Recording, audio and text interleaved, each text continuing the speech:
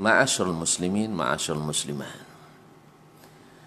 Izinkan kita saling mengingatkan, karena sesungguhnya manusia dalam keadaan merugi kecuali mereka yang beriman, beramal saleh, dan saling mengingatkan untuk menetapi kebenaran dan selalu berada dalam keadaan memelihara kesabaran. Salah satu daripada kebesaran agama ini adalah segala sesuatunya sudah jelas dan diatur. Ketika Nabi SAW datang ke Madinah, dia dapatkan orang-orang di Yathrib, nama Madinah waktu itu Yathrib, merayakan dua perayaan besar. Hadis ini Sahih Bukhari. Lalu Nabi SAW mengatakan pada waktu itu, Inna Allaha qad abdalakum idaini khairan minhuma. Sesungguhnya Allah telah mengganti bagi kalian dua hari raya yang lebih baik daripadanya. Idul Fitri wa Idul Adha, yaitu hari raya Idul Fitri dan Idul Adha. Kenapa lebih baik? Karena hari raya Islam adalah mengikuti perintah Allah. Hari raya Islam adalah menambah ketaatan kepada Allah. Hari raya Islam diterima di sisi Allah. Nabi SAW tidak menjadikan hari raya yang sudah biasa dilakukan masyarakat itu sesuatu yang mesti dilestarikan. Karena sesungguhnya salah satu asas dalam Islam adalah bahwa Islam dengan perintah Allah dan Rasulnya sudah sempurna. Yang kedua, bahwa Islam menghendaki dari kita untuk tampil beda dari kebiasaan-kebiasaan jahiliyah. Yang ketiga, bahwa mengada-ngada dalam agama ini dilarang.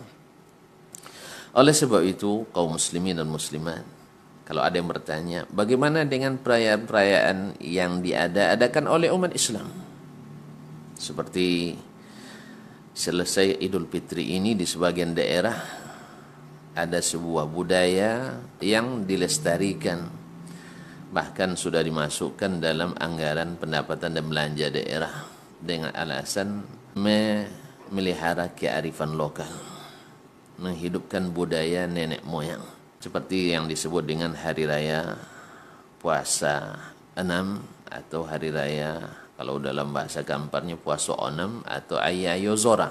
Ketika kita lihat sepintas, seolah-olah dia adalah amal saleh, amal kebaikan. Karena apa? Di dalamnya ada amalan ziarah kubur dan mendoakan orang-orang yang dikubur. Kemudian terjadinya hubungan menyambung silaturahim. Banyak di antara orang-orang rantau yang turun dan pulang menjenguk kampung halaman, sanak saudara. Dan banyak lagi hal-hal yang dikatakan positif dan dikatakan dapat membangun kebersamaan dan kesatuan umat. Ketika ditanyakan apakah ini ada syariatnya, tentu saja semua pendukung akan mencari alasannya. Di antaranya adalah disuruh untuk ziarah kubur. Dan ziarah kubur adalah sesuatu yang dianjurkan. Nabi SAW mengatakan, Ala inni nahaitukum an ziyaratul quburi fazuruha. Ingat, dulu saya menyarankan kalian untuk ziarah kubur, sekarang ziarahlah. Fa innaha tuzakkirukumul maut. Karena dia dapat mengingatkan kalian pada kematian. Dan lain-lainnya, seperti yang disebutkan tadi, alasan-alasannya. Lalu kalau kita lihat secara syar'i, maka akan kita dapatkan di sini beberapa pelanggaran.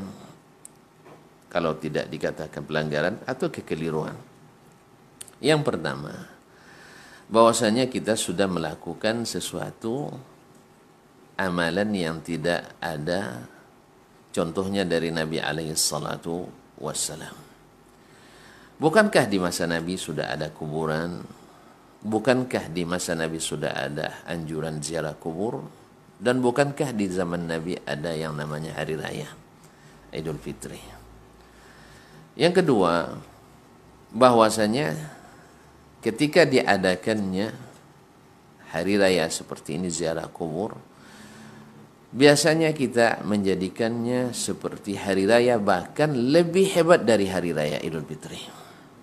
Ini seperti kata Syekhul Islam Ibn Taimiyah rahimahullah ta'ala, bahwasanya man ahdatha idan, siapa yang melakukan hari raya yang diada-adakan, maka dia akan menghormatinya, menta'zimnya lebih daripada hari raya yang telah disyariatkan. Dan ini kenyataannya, bahwa di sebagian masyarakat hari raya yang fase 6 ini lebih diisytiharkan, lebih dipopulerkan daripada hari raya secara aplikasi. Lebih banyak mereka pulang kampung dibanding dengan Idul Fitri. Dari sisi ini adalah terjadi ta'zim yang lebih besar kepada hari raya yang diada-adakan dibanding dengan hari raya yang telah disyariatkan. Yang ketiga, bahwasanya Nabi SAW telah melarang kita untuk merayakan ziarah kubur.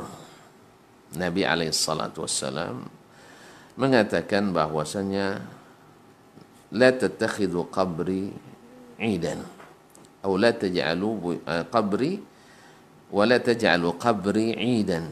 Janganlah kalian sekali-kali menjadikan kuburanku sebagai tempat berhari raya. Hadis riwayat Imam Abu Dawud. Kalaulah kuburan Nabi SAW tidak boleh dijadikan tempat berhari raya, apalagi dengan kuburan-kuburan yang lain. Yang keempat, biasanya dalam perkumpulan yang ramai akan terjadi pelanggaran-pelanggaran syar'i yang lain. Di antaranya adalah bercampur baurnya laki-laki dan perempuan, berikhtilatnya laki-laki dan perempuan, dan ini tentu saja tidak bisa dibenarkan. Dan biasanya tempat-tempat ramai adalah sangat tidak mungkin untuk mencegah terjadinya pelanggaran-pelanggaran syar'i ini.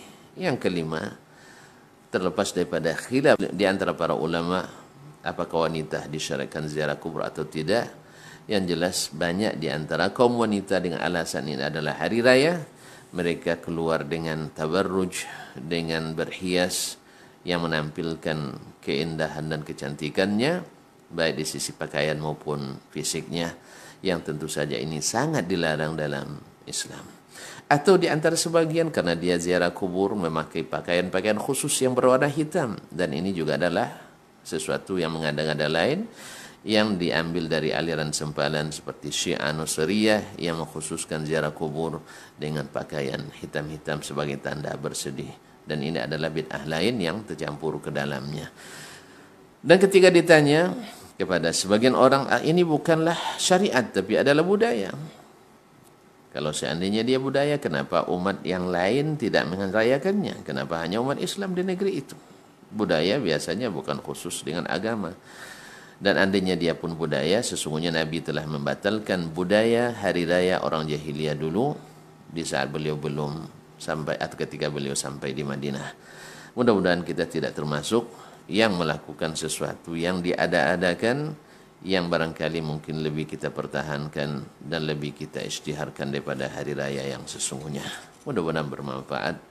Wallahu ta'ala alam wa sallallahu ala nabiyyina Muhammadin wa sallam.